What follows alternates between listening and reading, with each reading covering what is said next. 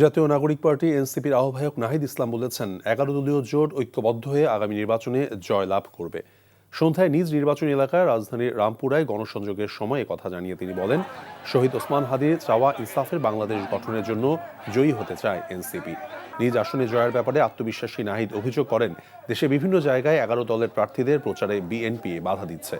এর আগে সকালে রামপুরায় গুঞ্জবন এলাকায় গণসংযোগকালে নাহিদ ইসলাম অভিযোগ করেন, একটি দল পতিত স্বৈরাচারের মতো লাশের রাজনীতি করে নির্বাচনে জয়ী হতে চায়।